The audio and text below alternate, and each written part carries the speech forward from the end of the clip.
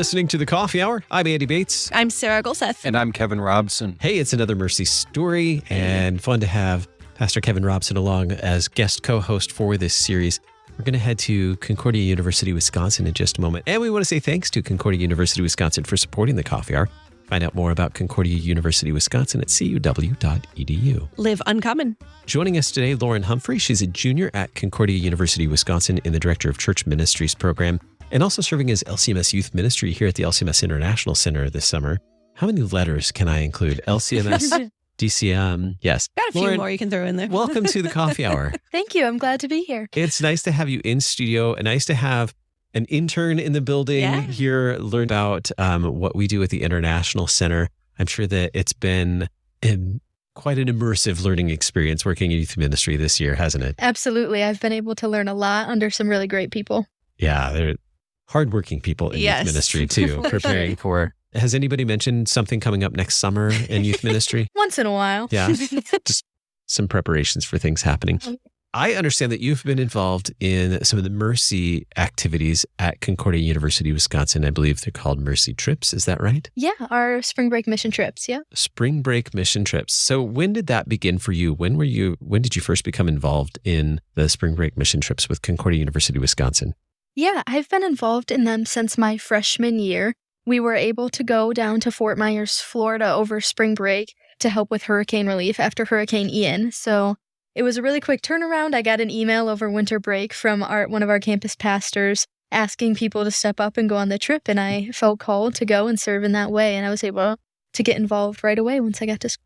I'm curious, Lauren, how does this sort of translate in the college life at Concordia Mequon? There's a large number of students that participate in these trips. I would imagine that it forms a bit of a bond with some of your fellow students there when you do this. Absolutely. We all go through many different experiences on these trips, whether it's faith formational or different challenges that we face, and we all grow tremendous bonds that last long after the trips. So what happens on these Mercy trips? You mentioned going down to Florida for one of them. What kinds of things do you get to do on these Mercy trips? Yeah, it is a wide variety of things. So, of course, our first goal when we go there is to serve the communities that we are in. And so in Florida, that was construction and home repair for people who had severe damage from the hurricane. This last year, we were out in Virginia serving the Appalachian region and people who are impoverished there and helping them make their homes warmer and safer. And so a wide variety of things. But along with that, it is also formational in the way of we make an emphasis on doing devotions and Bible studies together and pouring into one another in that way. Now, to spend your spring break going to a Florida destination, probably not that challenging to recruit people to come along. Who wants to go serve in Florida this spring break, right? That's not that challenging. I could see people stepping up. And then when you get there, you have legitimate work to do. You have real work to do. I'm sure there was some time, there might have been some time set aside for some other fun activities as well. Yeah. But what really draws students to participate in service like this in the spring break mission trip? Yeah, definitely. I think one of the big things is that there is a huge community and connection that is built within these trips. And so something that our students love about going on these trips is that you are going to become a family with the people that you are going to serve with. And along with that, you are going to become very close with the people you are serving. And so we like to emphasize the fact that it's not just about the work that you're doing, but it's about the people that you're serving and the connections that you're going to build with them. And so a lot of our students at Concordia just have such wonderful hearts for the Lord who want to go out and serve the church and serve God's people who are in need. And so that's a big draw for people, is being able to make those human connections, whether it's with fellow students or the people that we're serving. The bond that develops in a setting like that, I'm sure, is a very strong bond. I know, having participated in servant events and similar trips in the past, that when you get to serve with people in a setting like that, there's just something that by serving side by side where you're just sweaty and gross, and people see you. Would you paint that picture for us? Help us understand what happens in a setting like that really helps develop that bond that's so strong. Like, you're either driving or flying on a long trip, spending weird hours together. Yes. For sure. It is a very unique place to build relationships with people, but it comes down to the fact that each and every one of us laid our personal things that we wanted to do. I'm sure many people decline an invitation to go somewhere tropical with their family over spring break and instead are choosing to come serve with us. And so we all can bond over that shared experience that we are actively choosing to be there to serve and being able to build that community with one another because we all are on fire for the Lord and want to serve his people. And it just tends to grow very close bonds through interesting experiences that you have along the way. Mm-hmm. You know, Lauren, your words remind me of the fact that so often we see the idea of love and mercy being expressed in the context of being willing to sacrifice one's own interests. You've set aside personal time along with many of your fellow students at Concordia Mequon to actually take the mercy of the church forward into the world. Tell us about how you see mercy being tied with the church's mission. What in your mind makes those things come together?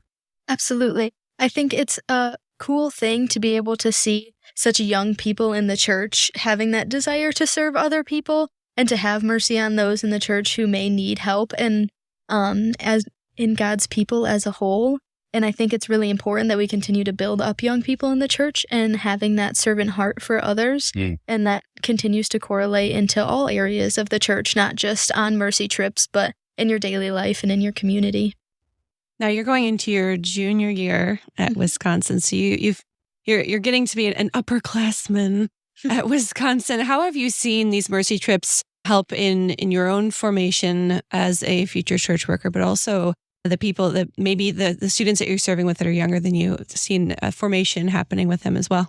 Absolutely. I was in a really cool position this last year for our mission trip because after my freshman year going to Florida, I was heavily impacted by the trip and ended up being selected to be the coordinator of the trip for my sophomore year. So I spent the entirety of the school year planning a mission trip that I ended up taking 27 people to Virginia for. And so I was in a great position to be able to sit back when we were there and watch a lot of freshmen who came on the trip and how they grew as a person, as a student, and as a peer to the people around them through the trip.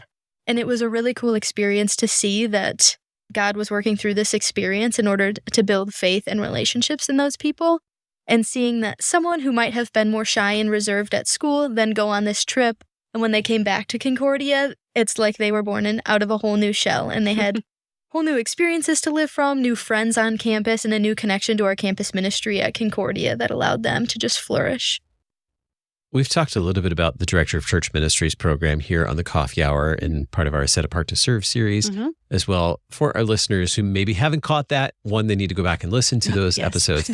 But two, maybe a brief overview of what a Director of Church Ministries would do. And then we'll talk about how what you've been learning through your experience with these mercy trips or servant events, mission trips, how it's been useful to you. So let's start with the definition of a DCM. So a Director of Church Ministries is a servant in the church who is a called worker and is a commissioned, rostered member of the church. And we serve in a variety of different ways. Something unique about our program is that you can select a variety of different pathways that you want to take, whether that's parish music, youth ministry, pre-deaconess, evangelism, missions. There's a variety of different ways that you can take the degree in order to tailor to how you're feeling called to serve the church. So for myself, I am on the youth ministry track so that I can prepare to be a youth director in the church someday, but I'm also intending to attend seminary to be a deaconess once I'm done with graduation. So there are a variety of different ways that you can go and serve the church. So how has your experience through these mission trips, the spring break mission trips, how has that helped you in your formation as a Director of Church Ministries? Yeah, definitely. It has really opened up my heart to a whole new side of the church that I didn't know existed before I came to Concordia because I had never been involved in mercy trips before I went into college. And as someone who did not come into college as a church work major and ended up switching after the fall of my freshman year, it was really impactful in me in seeing the greater picture of the church and how we can serve the church at large outside of just our own home congregation or the university that we attend. And so it was really impactful in a way of seeing how I can serve the church in different ways, but also just getting an understanding of the church at large and God's people and how we can best serve them. You know, on mission trips and mercy work, there's always unexpected developments that arise over the course of a work like that. What's been most challenging for you or perhaps unexpected, Lauren, in your experience with these trips? Yes, there are always challenges that arise, for sure. One of the biggest that I experienced was this last year. We flew out to Virginia, and you know how flights go. You always get a random layover somewhere that makes no sense in the route that you're trying to get home from. So we ended up flying from Knoxville, Tennessee to Dallas, Texas, then back up to Wisconsin on our way home from this trip to Virginia. And a very, very long story summed up is we made it to Dallas, and that is as far as we went on our route home. And after a very long day of delays and many challenges, our flight ended up getting canceled that we were supposed to take from Dallas to Milwaukee. And we ended up stranded in Texas for 3 days before we made it home. And that experience grew me in many, many ways because being the coordinator of the trip, I sat there and I was like, okay, I need to find a way to get 27 people across the country. How are we going to do this? But we quickly learned that the Lord provided in ways that we could not have imagined. And 3 days later, we got on a flight and made it home to Milwaukee. But it was a very challenging Okay, just curious. What did you do for 3 days? Were you at an airport for 3 days? So the first day, we spent the entire day at the airport. And then by about midnight, we made it to our first hotel. We landed in Dallas at 7 a.m. and then made it to our first hotel at midnight.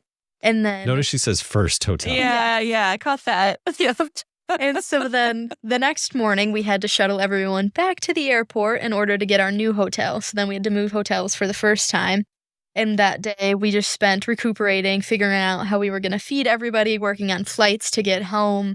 One of the challenges being that we were a group booking as 27 people means you have to wait for a flight with 27 seats available over spring break to be able to fly your group out. From Texas. Yes, from a very populated spring break destination.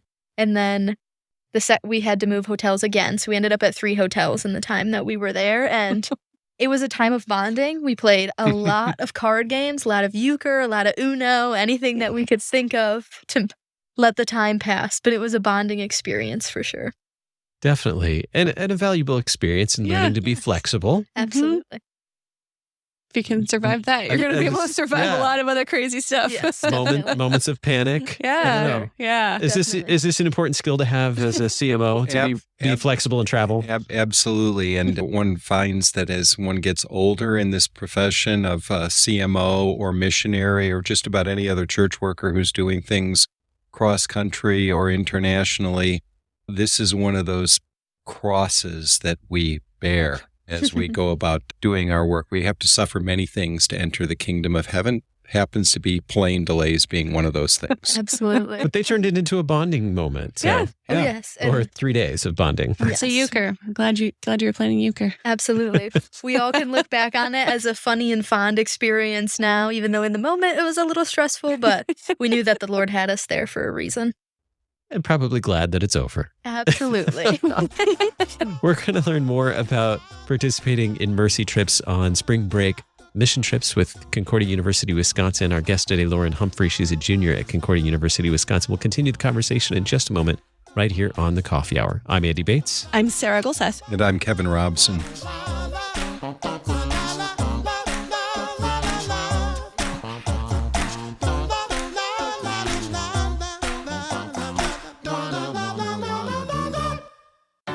At Concordia University Wisconsin, we believe you were created for a reason, to use your God-given gifts to help others, to live a life of self-sacrifice in a me-first world, to live a life that's uncommon. Whether you're taking one of 50-plus online programs or learning with us in person on the shores of Lake Michigan, you'll be equipped to make an uncommon impact. Learn more at cuw.edu. Concordia University Wisconsin. Live uncommon.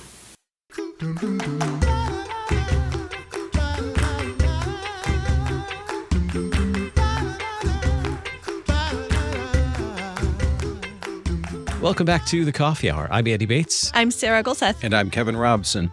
I feel like we should just add one more. I know. Who else should we invite to this series so that we could have more people in the introduction? Yeah. All the co-hosts. That would be fun. Yeah. Then we'd be giving the Lutheran Ladies Lounge a run for their money with all four. Hey. They're at 3 people right now too. Not allowed to do that. We're in our Mercy Story series with guest co-host Kevin Robson. Our guest today, Lauren Humphrey. She's a junior at Concordia University Wisconsin in the Director of Church Ministries program and participates in spring break mission trips doing mercy work. So we learned about some of the bonding that happened through all the things, whether it's serving or traveling challenges and being stranded at an airport, stranded in a different destination for 3 days, trying to get back home. So once you made it back home after that extended trip, once you made it back home, what kinds of things do you do as a team to follow up to a trip like that? Are there any things that you do as a team to follow up or, I guess, process what you've gone through? Yeah, definitely. This year was definitely a special experience with the troubles that we had, and so I tried to make it even more of a priority to check in with people and see how they're doing and process the thing that's happened, because although it is fun and games that we go through challenges and, we can laugh about it looking back on it, it was a very high-stress situation for a lot of people. There was a lot of anxiety about how we were getting home, when we were getting home, and things along those lines. So working with people to help them process the hiccups that happen on a mission trip after is just as important as the work itself also. But we make a strong effort to reflect on the experiences that we have also, and having meetings where we can talk about the people that we were serving and what we got out of the trip and how we felt we were impacted through that service. Something cool that we got to experience this last year was that we just saw a snapshot of the works that were being done on the homes that we worked on, and there were groups that came after us to continue that work. And so we were actually sent photos of the finished projects of the houses that we were working on. And so we all got to look and see the fruits of our labor and how those families were impacted once the projects were done. So reflecting on things like that is super important. You've talked a bit about getting there and getting home, and I'm glad you mentioned about the work that you're doing on the ground on these trips. What have you learned from that on-the-ground experience that you would take forward into your next career step here within the church as a director of her church ministry? Yeah, definitely. I would say one of the biggest things that I've learned is that the story is just as important as the work itself. And oftentimes we get caught up in checking off the list and getting the projects done, but we often can skip past those moments that we get to just sit with the family and talk to them about their faith, their life, and their life experiences and all the things that we can learn from them also. And that's something that's impacted me on many trips that I've been on, is being able to just sit and listen. Sometimes that's all people need, is an ear to listen to when they're going through hardship, and being able to build those connections with the people you're serving. Tell us more about those experiences that you've had. I know you've gone on 2 trips while you're a student, but you've been on more than just those. Yes. What are some of those other experiences you've had? Absolutely. So I just got back yesterday from the Orange Nation Servant event down in New Orleans, which we had opportunities to serve in very cool ways, which was wonderful.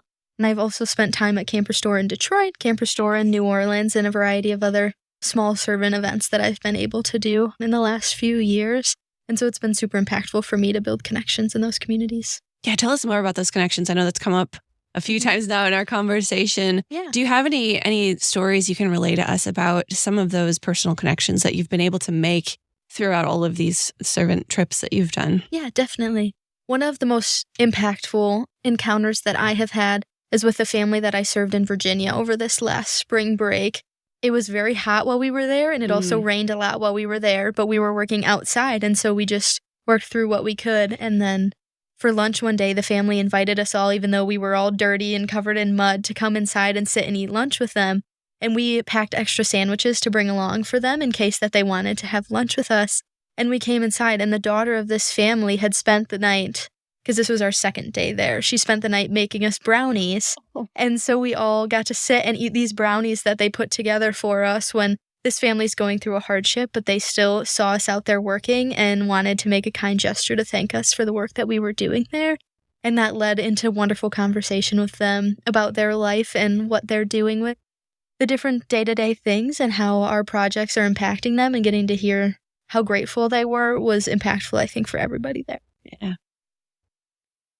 For students who are maybe finishing up high school, looking at college, what would be your advice to consider service opportunities like mission trips and mercy trips with Concordia University Wisconsin? Yeah, definitely. I would say my biggest piece of advice is to just take the leap. My freshman year, I knew nobody that was going on the trip, and I just trusted that it would be a bonding experience for me, and it absolutely was. But you're never going to be in a season of life where it's so easy to just go on a mission trip at a very affordable cost at the drop of a hat. And so taking those experiences while they are there available for you with wonderful people is going to impact your life in the long term. Yeah, I mean, it is kind of the ideal time in life, really, to do that. You have the flexibility in schedule, affordability, traveling with a group of 27, and there are some advantages to that. Definitely. Additional time, 3 extra days of bonding, as well when your trip gets slightly modified. But it sounds like this has been a really valuable experience to you as a student and to those you've served as well. You've shared a little bit about one of the families that you served and the response that they had. What are other responses you've heard or received from those you've served? Yeah, definitely. One of the projects we just did this last weekend was serving at a church in New Orleans' Breads and Threads event, which was where they had members of their church body in the community donating clothes over the last few years. And then in turn, they have an open clothing drive because it wasn't a sale and anybody in the community could come in and take whatever they wanted, no limit, for free. And through that, we were able to connect with a lot of really cool people, whether it just be helping them carry the items that they're getting to their car or even walking it home for them in the neighborhood close by, helping them pick out clothes. I personally saw people that I was serving with going through the books to help a mom pick out the best age-appropriate books for her children and things like that. And those connections we're able to build with the community are invaluable, and it's incredible to see other people serving through that way as well. Lauren, as I sit here, I can't help but be struck by your positivity. You just exude this positive vibe on everything that you're talking about here. I'm wondering, and you are the antidote to those who are sort of down on the church right now. Younger people don't care about the church anymore. We're facing a very hostile culture here in the United States towards the church. What gives you such hope and positivity about the church, which is quite apparent in the way you talk? Thank you very much. For me, it's Jesus. It always comes back to Jesus and knowing that he is my savior, and I am doing everything that I can to continue to serve his people and bring people into the church, and he is consistently using me to be his hands and feet, and I am blessed that he is using me in that way, and just having joy in that and showing people the joy that comes in loving Jesus. That's amazing. I mean, you're an inspiration to me, and I feel like to all of us here as we're talking with you and learning your story. Now, you're serving here this summer as the youth ministry intern, but you're involved in the gathering, I'm assuming. How have these experiences that you've been talking about, how have they prepared you for the work that you're doing this summer, preparing for gathering? This is a huge thing. Lots of logistics, lots of servant events. How have these experiences prepared you for the work that you're doing right now with us? Yes, definitely. On the logistics sides of it, planning the mission trip last year helped me grow my organizational skills to a whole new level that I had never done before. And that has translated a lot because there are a lot of small details that go into the gathering that are beyond your imagination of all the little things that go into it. And so seeing how those things play out in the bigger picture of the gathering as someone who's attended as a participant in the past, connecting that to seeing all the work that's done behind the scenes here has been crazy. In the way of the spiritual side of things and in the mercy side of things, it has been cool to see how sometimes we look at the synodical level of synod as kind of a big scary thing that doesn't translate much onto the congregational level. But being here and seeing how much everybody in this building cares about all the members of the church and all of our people and caring for them and caring for God's family has been really wonderful. See, they do believe that she believes that we're here to do the right thing, right? Yeah, I was just going to ask if we could save this interview. Right. I want to make sure that we divide it up into 1-minute commercials for the synod. And I'm going to hire Lauren permanently as the chief spokesman for our employee base here in the International Center, Andy, because what she just said is absolutely true. This is the most wonderful place on the planet to work. And I can understand outside of this building, it's hard to really understand, hard to comprehend all the things that we as a church body have to work and organize and manage from this perspective, and what that means also on district level and things like that, and now to the universities as well. So thank you for sharing that perspective. Absolutely. And that's very kind of you, and very, very helpful too, I think, to help everyone see what's happening here at the International Center is meaningful to someone like you, to a young person. Yes, it was wonderful. Okay, you mentioned Orange Nation earlier. Oh, yeah. Do you get to be involved in Orange Nation? Yes, so this was my first servant event with Orange Nation, and I had a wonderful experience getting to bond with people who have been Yavs in the past or are going to be Yavs in the next youth gathering, as well as Brandon Heath, who is one of the overseer planners for the young adult volunteers, and getting to connect with them was great, and I'm looking forward to hopefully serving as a Yav next summer at the gathering. Ooh. All right. We just got to talk with Brandon and Laura and the other team of leaders not too long ago. And yes, young adult volunteers at the youth gathering are amazing. And we're so grateful that we got to share that story. And I'm excited that you have applied, it sounds like, to be a young adult volunteer, and got already a taste of what it's like to be a part of Orange Nation. Absolutely. Well, thank you so much for spending some time with us. Kevin, do you have any more questions for Lauren before we wrap up our time together today? No, I think she's done a marvelous job in expressing the hopefulness, the love, the mercy work that we're doing in this church. Is just one more example of the marvelous work that the Lord has granted us to do together, to collaborate together in so many different and varied ways. It's just marvelous to behold. I'm thankful to God for Lauren and for all the servants in the church. Absolutely. And to see this in young adults, in our college students as well, is so encouraging. Well, Lauren, thank you so much for being our guest on the Coffee Hour today and sharing your story. It's great to hear. Yes, thank you for having me. You've been listening to the Coffee Hour. I'm Andy Bates. I'm Sarah Gulseth. And I'm Kevin Robson.